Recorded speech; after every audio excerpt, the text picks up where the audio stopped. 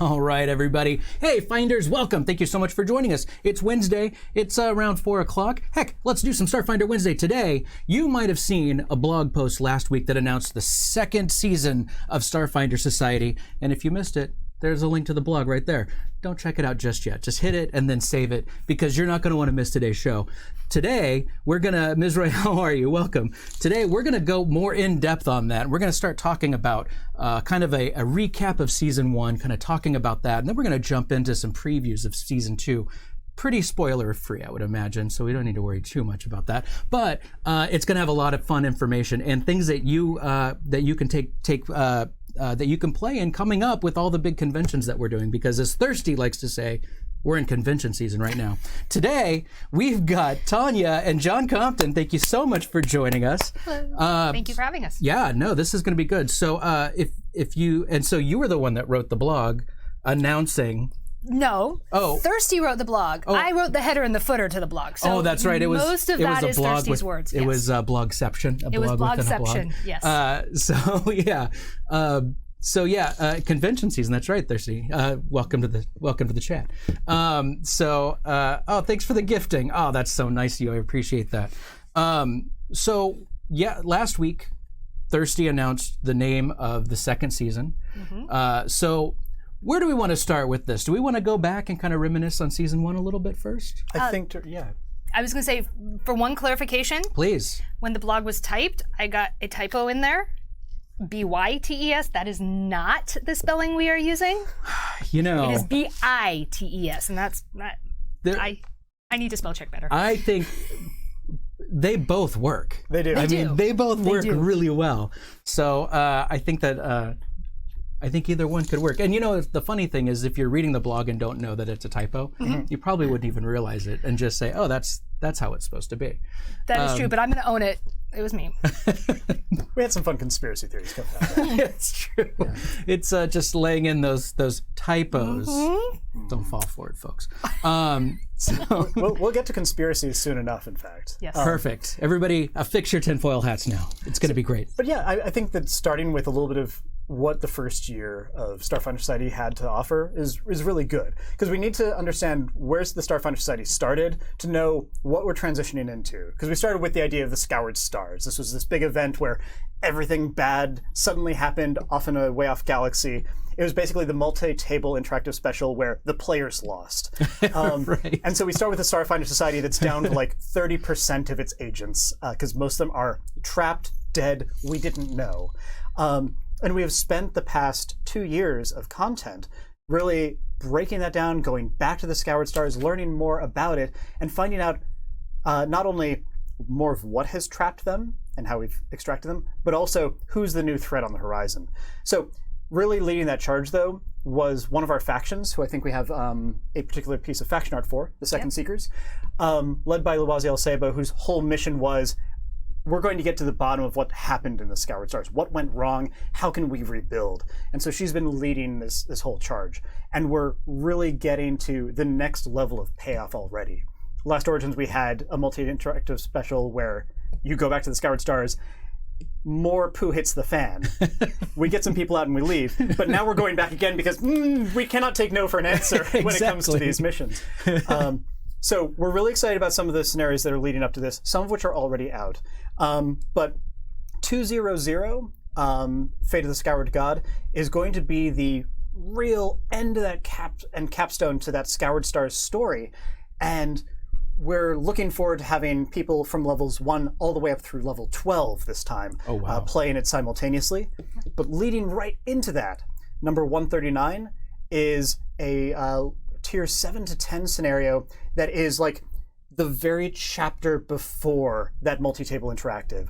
And especially if you've been following along with the storyline that we've been putting out for the Scoured Stars, you're going to want to do 139 beforehand. Even if you haven't been and you end up playing 200 first, you're still going to have an absolute blast of a time. But if you love piecing together all these little rogue components that we've been dropping and understanding the full context or thinking you know what the secret is going to be going into that special, play 139. It's going to be worth it. So then, and rightfully so, everybody in the chat is super jazzed about level 12, all of that sort of thing. I think that, kind of getting into the idea of recapping season 1, there's probably a lot of information that you've been able to glean and say, well, people really want this, let's try this, and all of that sort of thing. And so that's kind of where we get to step on the gas a little bit and do a little bit more, I think. Absolutely, because you're always like building up a slow narrative arc going up to these, like in the middle of the season, and this has just been when Thirsty has been able to be like, all right, we're going to have this payoff and this payoff and this payoff and this payoff, and it's going to be great. Speaking of payoffs, though, one of the other things that we really learned well from year 1 Right. is that with a small number of venture captains and faction leaders, we've been able to really focus on their stories, and we've had 2 in particular that people have been super excited about. This would be Zigzwigix and Historia 7, who have had an interesting level of interaction between them. And 138, so other scenario that's going to be dropping in May, is a payoff on that one. So if you've been following these faction storylines, if you really love the background of these different faction leaders and venture captains, that's going to be one that really, really well illustrates what we're hoping to do with some of their evolving storylines. And that one's written by Liz Lydell, who handled it masterfully. Okay, so let's talk about this. Besides all of the teasing for the ending of the year and all of that sort of thing, what else do we have there to kind of cap some of that season 1 off before we start talking about season 2? Well, I think that what I've covered is a big part of what's pulling season 1 together. But season 1 is one where, or year 1 is one where, when we're looking ahead to year 2, Thirsty and I did a lot of talking, being like, all right, what can we basically like start to launch the year a little bit early? Like when we've done these multi-table interactives in the past, it's been a way of kicking off the new season. Like when we did Year of the Demon, we had the invasion of this Crusader city at the beginning. But with Starfinder Society, we've been in more of a position to use these specials to close out a season. Which is a unique position to be in. But I think that 200 does something a little special in which it kind of does a little bit to kick off year 2 as well, which we're really tickled about. Really? Absolutely. Okay. Because we would love for Loisiel Sebo and all the Starfinders to be able to travel back to Absalom Station and be like, oh, everything's wonderful. But there are some tidbits in there that really speak to what year 2 is going to be. So we're looking forward to showing that off at Origins. Oh, okay, and we can at Origins, everybody's going to find out about all of that. That's right, and that's where the premiere of season 2 is going to be. Correct. So if you're going to Origins, make sure you check out the organized play area because it's going to be hopping. It's going to be good. And then there's going to be another special. We talked about that, right? That's 200. The multi-table interactive. That is Perfect. All right. So then, where do we go from there? So, so and if you haven't picked this up yet, this is the epitome of what Thirsty is talking about when he says it's con season. It is so much stuff. It is this, so many things coming in together and trying to coordinate so that everything is hitting on time in the right order. And it's a lot. It is so much. It's a lot. and it's across all of our campaigns as well, because we're launching, Pathfinder Adventure Card Society's content at, well, Gen Con, but also PaizoCon to an extent. We have Gen Con is also where Pathfinder Society launches, but we also have big content at PaizoCon. Origins is our Starfinder hub, and all of these are within like 3 months of each other, less than that even. And it becomes a madhouse starting in early December, as it's just like, okay, what's this new season? What's this detail? This pitch, this pitch, this pitch. Okay, let's get the interactive special moving. All that stuff, and it never really ends. It just keeps going. 1 week in August. 1 week in August, we can. I was close promised the books. 1 week in August, and I didn't even get that. We tried to close the books, close the keyboards, and walk away from it for 1 week. But yeah. But in the meantime, though, it's great because we're getting to the point where the payoff is happening for us too, where we finally get to see all this stuff out in the wild. But I think there's also a little bit of Tonya's laughter, because when it comes to coming up with things like year 2, a lot of these things are ones where Thirsty and I, or Thirsty Tonya and I, like, have just convened after hours at PaizoCon or Origins, and we're like, all right, let's talk in a hotel room for a while. And before you know it, like, Tonya's passed out, and Thirsty and I are going until 4 a.m. being like, it could be this and this and this and this. And then we see Tonya the next morning. She asks, like, how late were you guys in my room? Not important, not important, not important. We have a pitch, though.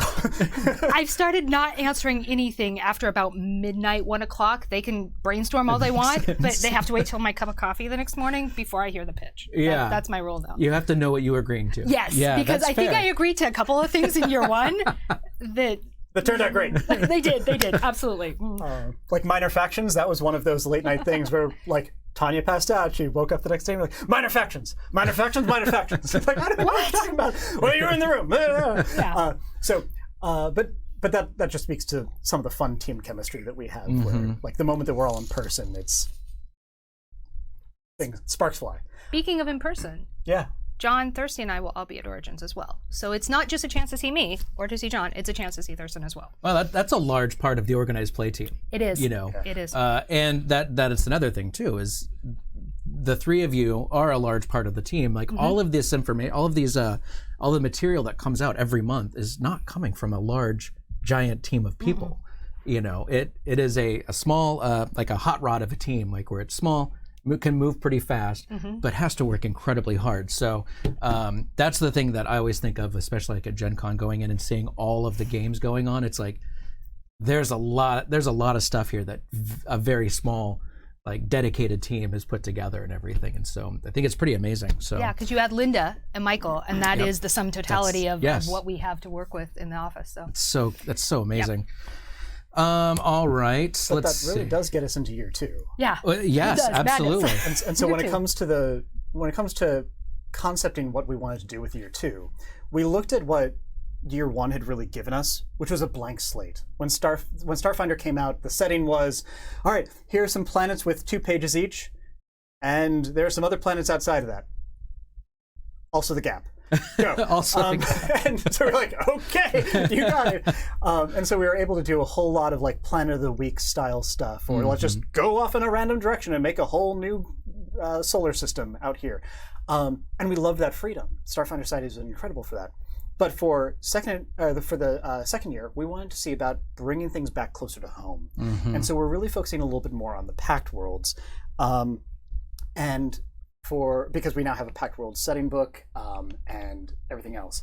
Oh, you're bringing up the Jinsels now. Well, the Jinsels, as an aside, are when we went back to the Scoured Stars and figured out what really is going on there, the Jinsels showed up and basically were bugs trying to eat our faces and have continued to be. And not only is the art by Grey Herb amazing, but the reaction that you get at the tables anytime you hold it up from people are that the people who don't know what they're dealing with are like, oh god, that's gross, it's scary.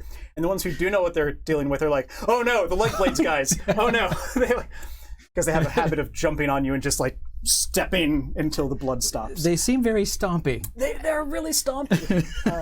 I think they even have their own hashtag now, leg blades for days. Leg blades. Yes. I like leg blades. That's nice. That is their... yes, they're very cute. Just, like, poorly understood. I don't like to throw the term cuddly around, but dadgummit, that is Skittermanders cuddly. when you've got that. Yeah, come on. But yeah, so, like, when Thirsty and I were starting to pitch back ideas back and forth, we're like, all right, well, we want to do some Pact World stuff, but we're also really excited about conspiracy.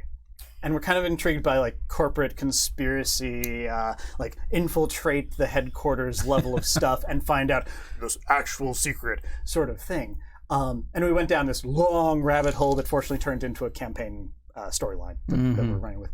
So corporate conspiracy is one thing, though, but Starfinder is a sci-fi fantasy setting. And so sometimes we'll, like, submit these scenario ideas, and Rob, creative director for Starfinder, will say, is there any way that you guys can start upping the fantasy elements of it too? And I'm like, okay, that's fair criticism. And so we kind of predicted this going in, and we're like, all right, we want to make sure that we have some sort of mystical aspect. And if we're going into the Pact Worlds, let's go back to the basics. Let's look in the core rulebook, just flip it open. What do we have? Evil deity, evil deity, evil deity, evil deity. And then we found the one that was the right fit for us. I think you have a picture of her. Yeah. So that is the symbol of Lao Shu Po, which is a deity of thievery, night, stealth. secrets, and Yosoki. She's a patron of Yosoki, although I'm sure that not all of the Yosoki would be like, oh yeah, absolutely, neutral evil goddess, that represents us. Everybody in the chat saying, Grandma! Yep. Grandmother Rat is Grandmother her Rat. title. Yeah, totally. It's perfect. And so we're like, okay, we can kind of be like, look at this, and we can say, okay, we want to do some corporate conspiracy stuff. She might fit in ways that we're not going to go into in too much detail here, but it was a really great fit. And then we started to think, how can we encapsulate this? How can we make this into a season title, which is always like hours of consternation and hair pulling. Is really, what if we turn it into this? No, that doesn't sound cool or stuff. But even a greater challenge is always, how can we encapsulate this in a symbol? And fortunately, we have Adam Vick on our side, one of our graphic designers. Amazing. And he took this Lao Shu Po symbol, and he took another symbol you were just showing earlier on today with the Second Seekers, and he was able to combine it into one hell of a feature of Menace. Yeah, that is the one where we have the Lao Shu Po rat triumphantly looming over this destroyed Second Seekers banner. Which I'm sure speaks very well to the Society's future for the next year. Nothing wrong here. Oh, absolutely. Everything's going to go great. These are not the droids they're looking for. Right. Yeah. So we have some corporate conspiracy. We have some mystical side of things and cults. And we're really looking forward to how all this comes together. Thirsty and I have been really proactive about looking at the entire season and saying, oh, let's just map out every single one of these scenarios so we can make sure that A fits to B and B fits to the leg bone fits to the thigh bone, whatever sort of business. And I'm really excited about the storylines that we have coming up. It is very, very exciting. Is there something that we can talk, like, because we don't want to get spoilery, but can we at least talk about some of the basics, like maybe the tier structure of how everything's going to go or anything like that, just to give some good info for folks that so they know what's coming? Yeah. So as far as tiers are concerned, for year one, we had to do a whole lot of tier 1-4s because we wanted to make sure that we had very low-level content for what was basically a very new player base. But as the campaign has matured into what is actually kind of its third year of operation, soon to be, people are gaining levels. We have much higher level characters around, so you're going to see more tier 5-8 and tier 7-10 scenarios, maybe even a little bit of something higher at the very end of 2019. Nice. But that's not to say you won't see plenty of low-level content too. It's just going to be slightly less bottom-heavy than it was for the first year. So slightly higher, and I think you'll see that this is the general progression as we go along, is that the higher level, maximum level characters we have, the more we want to throw at least a couple of slots every year to cater to them and keep their stories going too. Oh, that sounds great. So then, essentially, as people stick with it throughout the season, they're going to get those higher tier adventures that are going to come in their way. Oh, it's going to be amazing. Can we talk about any themes, maybe, or any kind of conspiracy? Like, since you mentioned conspiracy, I'm just going to play off of that. And what do you got? So when it comes to corporate conspiracy, one of the things that we're most excited about is playing into some of the existing features in the setting. Like, it's really awesome to invent our own stuff, but I feel that it's even more fun when we get to tie into what all the other Starfinder folks are doing. And so one of the ones that really jumped out at us that we expect to explore some, have an image up for as well, Abadar Core. Abadar, deity of like wealth and business. It's fine. You know, has a theocratic business conglomerate that is if you took Amazon and Walmart and Google and put them all together into one, you'd come out with Abadar Core plus God. So Abadar Core is, of course, fertile ground for us to explore when we think corporate conspiracy. I won't go into like what are we accomplishing with them, but it's fair. But Abadar Core has so many possibilities, and we're excited to play off of them. Oh, I can imagine. I can definitely imagine. So when it gets into that, it sounds like it's going to be kind of the. It sounds like it's kind of taking a little bit more of a sci-fi, fun, real-world encounter type of turn, possibly. Was that a conscious decision to say that, or is that something that just sort of happens as you start going through this progression? No, I think there's actually we really watch that because we want to make sure that it's still a hobby and the real world and the ties between it don't fall in too much. We've had a lot of success with the reality TV unit, and we've used that a couple of times now because that's something that crosses over between one and the other without causing issues. But we don't want to make this heavy. We don't want to have people at the table going, this is too much like my day job. This is a game, and we keep that in mind as we're looking at those themes. But the balancing point for sci-fi in particular is that sci-fi really riffs on modern culture. It takes internet culture, it takes television media culture, and it takes even like modern political themes, and sci-fi stories tend to riff on those. So there's an extent to which we want to provide you some escapism, but we also want to play up what sci-fi is really great at. And sometimes that's just borrowing what we see in our day-to-day lives and ask ourselves, what would this look like 2,000 years in the future in spaceships? And cool stuff comes out of it. Rocket grenade launching. Well, I mean, we already have those, but I think that's one of the things that comes out of it. So. Yeah, but we have some awesome stories coming up. I mean, we can talk a little bit about some of the early scenarios. Yeah, I would love to. I'm not sure how far I can go before getting spoilery. That's the problem, because I don't know the stories as much as the audience doesn't know the stories, except for Thirsty. He knows a lot more than I do. But I don't want to ask the wrong question and then just be like, hey, what about this? And you're like, well, now you've gone too far, Dan. Well, we'll tell you that. Yeah, too far. Walk it back. No, so we've got the 3 that are releasing at Origins. We've got 200 as the interactive special on Saturday night, 8 o'clock. Tickets aren't on sale for that event yet, but the event schedule is available online at originsgamefair.com. Okay. So people can go to their website and find the event grid. We also have 201 that's launching. It is a tier 1 to 4 Pack World Warriors. And now I get the challenge. Author is Jenny Jarzabski. I'm going to mangle things. It's my turn to mangle today. She is an author that's written for us before and really brings a lot of energy and fun to her scenarios. Exciting to see this one. And it comes with Zoe. It does. We got to have him back. He is a favorite. John is actually previewing this at PaizoCon. So if you're coming and can get into his lottery game, you can see it just a little early. That's actually relative. That's pretty early. That's like a month early. Yeah, that's not bad.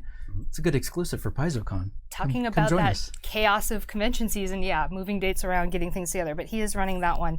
And you can see Jenny following this on Mind the Gap. Absolutely. So if you want to check her out and Thirsty out and a few of their compatriots. And BB Wolf, BB's there. Never skip tail day. Everybody knows that. Oh, correct. No, you can't skip tail day.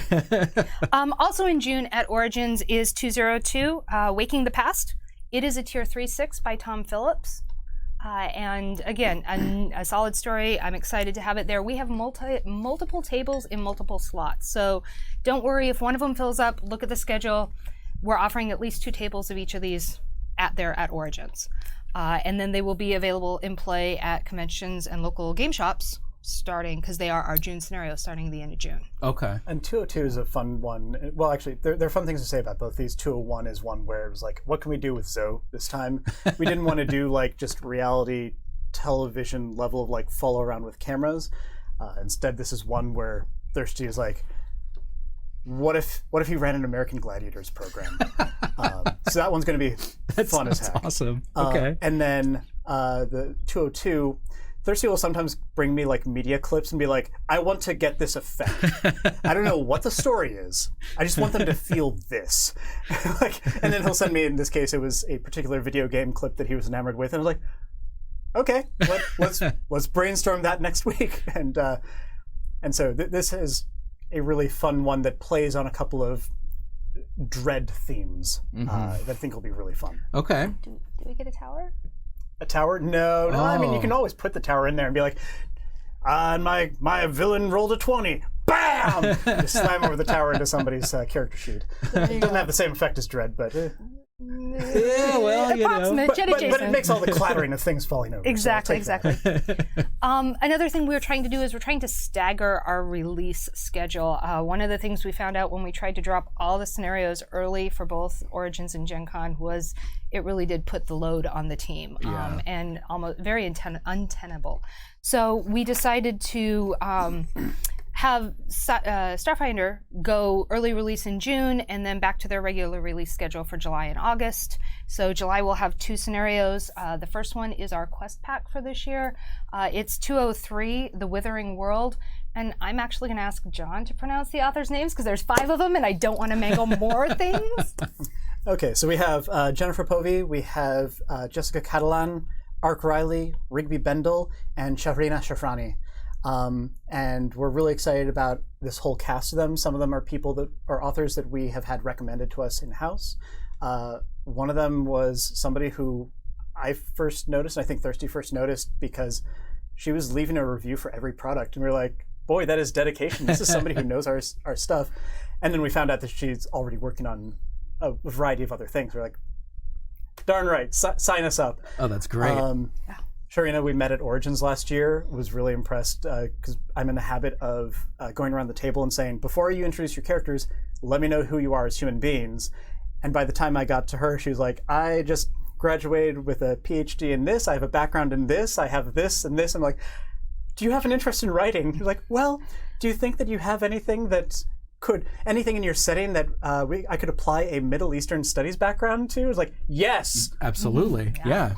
Please. Yes. Subject matter expert, please. That's awesome. Just was down at GameStorm with Ark Riley, who's one of our most prolific Starfinder GMs and players, and has run everything like 5 times a piece. So it's sort of there's no question that they know what's going on in the campaign. Yeah, absolutely. And then Ark is Rigby has been out of Virginia. Yes. She's a venture captain out there. And has been volunteering for us for years. And really solid person overall. So like all these are people who either have a little bit of writing experience or none that we've been able to track down, but who are wonderful people who show a lot of potential and dedication to the campaign that we're excited to give a try. And maybe we can see them on some more products after that. Before I jump back into what the other July scenario is, that leads me to how can people write for us? We've mentioned how you met these guys, but... Yeah, so yes, meeting us at conventions is wonderful. Being able to provide us something that has like your name and contact information on it, if this is something you're interested in, means that we can dig that out of our bag 2 weeks later when we finally get around to unpacking and say,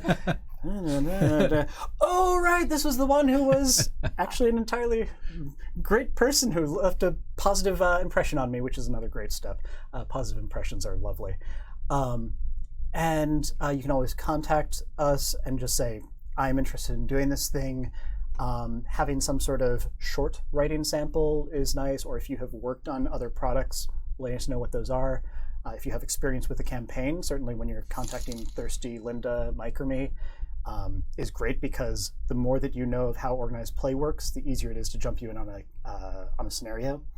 And or you can do work for any of my colleagues as well, and they'll eventually recommend you. And or do third-party work. All these things are kind of an interconnected web of possibilities, and we have plenty of authors who we've met through the same sort of methods, but then we keep on getting these just random chance meetings, and we say, this sounds really awesome, let's run with it. And then Thirsty and I are both active on a bunch of the Organized Play Discord channels. I watch the Facebook groups, so sometimes we find people through those as well. It's a variety of different contacts, but being able to meet us in person or show up to some of our writing for Paizo panels or what have you is a great first step to learning what you can do. And Amanda Hammond and Adam Daigle had a writing for Paizo stream or a recording that they did with you, Dan, probably about a year ago. That's still up on our site. That is an excellent resource. It's about 45 minutes, but it's gold. Yeah. The one thing I would ask not to do is send unsolicited samples, to us or pitches for stories, those are things we cannot read, and we have to close them. We can't go further. So send us your information, but don't send us unsolicited pitches, please. Okay, so back to July. We have one other one. I mentioned 203, which is our quest pack, but we also have 204. It is a tier 710, so we're starting to get in that higher end. It is by Matt Duvall, and it is called Waking the Past. It's going back into Salvation's End. For those of you that have been following through year one, you get to take another stab at it. So I'm excited on that one too. But. Yeah, and especially being a 7 through 10, all of that sort of thing. It's going to be really, really cool. Ups the stakes a little bit. I think so. Yeah. Now, so as far as like the release schedule and all of that sort of thing, how do you feel compared to last year where you were at this time? As far as, because Starfinder was new for everybody back then. Has that helped, or is it still a thing where you're like, it's still a lot of work and we still kind of figure things out? I can say from a player standpoint, we've doubled our numbers in terms of people that are playing, and I attribute a lot of that to being able to put that second scenario onto our docket and crushing their souls a little bit more, but being able to give that regular content. I'm sorry, I do it all the time to you. Just but being able to have that 2 scenarios a month really seems to be the make it or break it line of players having enough to stay interested into the campaign, but not push too hard on a team to deliver on time. So from an ops standpoint and a scheduling standpoint, that really made a difference in what we could do. Definitely from a production standpoint, if we were not trying to launch Pathfinder Society's 2nd edition, we would be in a very comfortable point. But because we are figuring out a lot of things to lock in, building up a lot of campaign documentation and the like, it means that a lot of the time that I might normally spend taking a scenario or 3 off of Thurston's plate, I'm instead working on various decisions or documentation. So I know that this has been this has probably been as hard or harder of a year than it was even last year. Really? Because there's so many of those pieces that he's been having to take on while the rest of us run in very predictable circles, shouting, Pathfinder Society 2! Oh wait, decisions. But then spend all of our time. Or it's like, the people are shouting, the sky is falling. How do we convince them that actually we do know what we're doing? But other than us taking the time to come up with those solutions, more progress every week, then what it still represents, though, is that I have less time to be helping out with Starfinder Society directly, which I know is a strain. So this time next year, that'd be great. Talk to us this time. Yeah, exactly. But as far as like developing scenarios and whatnot, these human strain aside, we're hitting a lot of big deadlines and have a whole bunch of our things already pulled together. Linda has already finished the Pathfinder Society interactive special. She's at work on the Starfinder 1. It's great to be in April and be at that point. Yeah, rather than having it be up until May and be like, oh god. And so being able to spread out those projects across the team has been a serious help. So I feel good about how a lot of our scenarios have been going and some of the stories that we have yet to tell. Okay, so we are coming up on the end of the first part of the show. Is there anything else we want to cover before we wrap up this part? Just kind of tangential to the convention releases.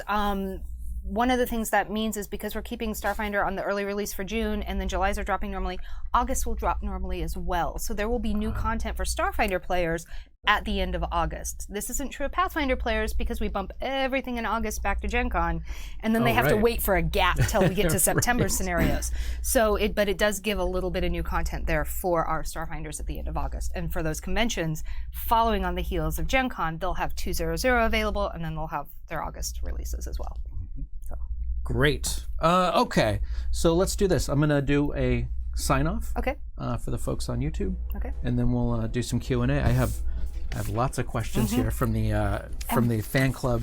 We made it all the way to the end of the list. We did. So. There was a little bit of quick pedaling, but we made it. So well done. Okay. All right, so let me do this, and then we'll get to some Q&A. All All right, everybody. Thank you so much for joining us. I hope you learned a lot, and I really do hope that if you're at Origins or at Gen Con, or heck, if you're just playing Starfight Society at your local game store, that you get to experience some of the fun that's here. If you're going to PaizoCon, do your best to get into John's game, because it's a preview. It's about a month early, and it's going to be amazing. If you've had a chance to be in a game with John, then you know just how fun it is. And if you liked the show and you learned a lot, let me know down in the comments. Give a like, maybe subscribe to our channel. It helps Paizo a lot, helps me continue putting out more of this of these shows. And in the meantime, for Paizo and for Tonya and for John and for me, I'm your old buddy Dan. Thank you so much for joining us, and we'll see you again next time. Bye.